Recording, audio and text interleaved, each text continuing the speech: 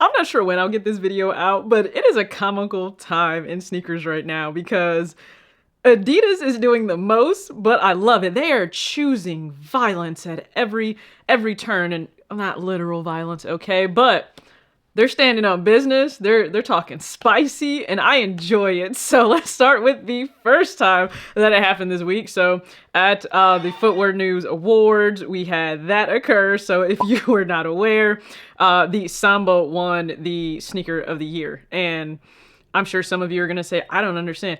It's Sneaker of the Year based on the fact that it has transcended everything. Like this little pocket of sneakerheads where we are just so into ourselves that we think that there is no one else that could be into shoes. Yeah, there are in like every corner of the world. And the Samba was it. Like from runways to everyday people to athletes, didn't matter. Everybody and their mom wanted a Samba. I did a video recently where I said, hey, the consortium contest, amazing for consumers because politics and N gave us some amazing pairs that I absolutely love. And so, yeah, they were Sneaker of the Year, which means they accepted the award. So the CEO, Bjorn, gets up. He says to the people from Nike here, okay? He said, I don't need to subtweet. I don't need to, there's no subliminals here. I am calling you out directly. He said, watch out. Trend, there's more to come. I think the Nike people here, watch out, we have a lot in the pipeline.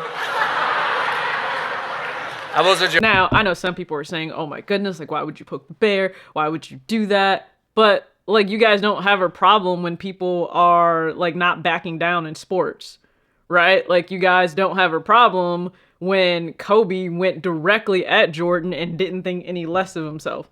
Like no one had a problem with that there, so he's probably gonna have this same belief that like, yo, I understand who Nike is, but I'm also Adidas, and I'm going to stand on what I feel. We have more in the pipeline, which they do. They have a rich archive. Nike has one. A lot of people are so heavily on Nike as if, one, that they are doing something for you directly outside of you giving them your money and then providing you a product. That's basic commerce, and that's what should happen. But if you are like grandstanding and defending them to the end of the earth, like nothing is probably going to come from that. I mean, it's just...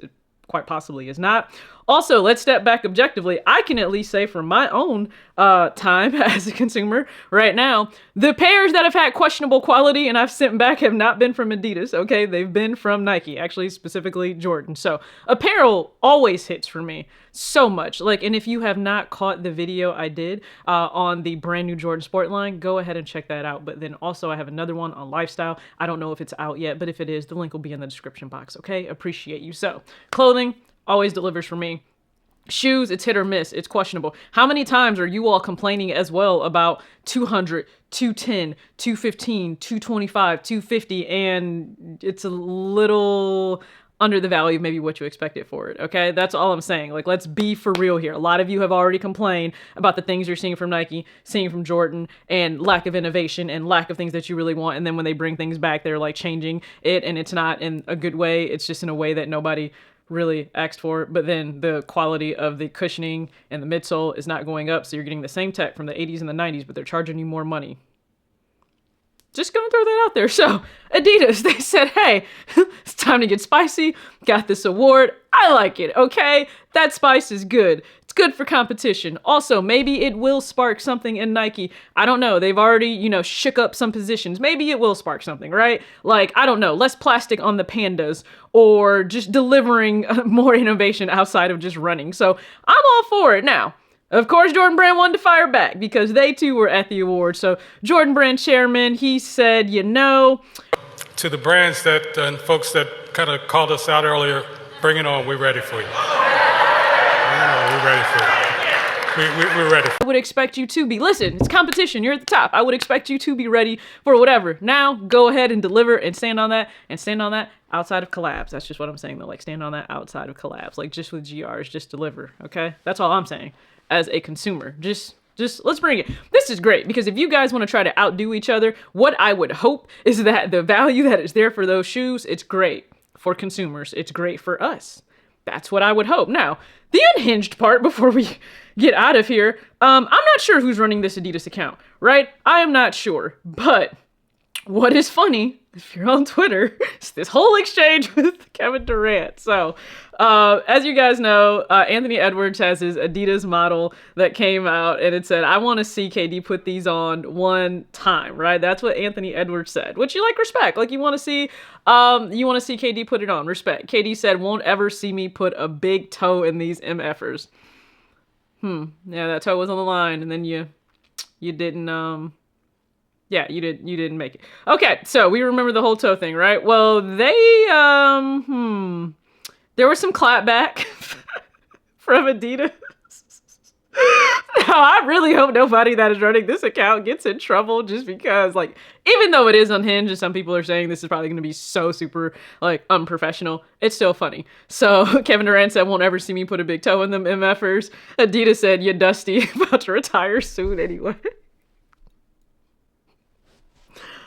Here for it, okay? Here for it. Now, they kind of backtracked on that, and then they said, like, that was supposed to be from our burner account, and that tweet got deleted. But it is still comedy, okay? It is top-tier comedy. It is funny. I still wouldn't expect that. This is like Wendy's level of comedy right now of what they're tweeting out, but I don't know. It's funny. Like, way too often things are taken like just way too seriously, and I understand if you're on the PR side, you're probably freaking out right now for whoever tweeted that because you're hoping that like somebody in your brand that's in charge of the accounts, they won't tweet something like that out in response. But for me, just as a consumer, funny, comical, it is. And I am hoping that healthy competition continues and that we can get like something more out of Nike and Jordan, and all of they're always coming with new things, right? Collaborations, designers they may bring in and bring on board, and we love that. I do.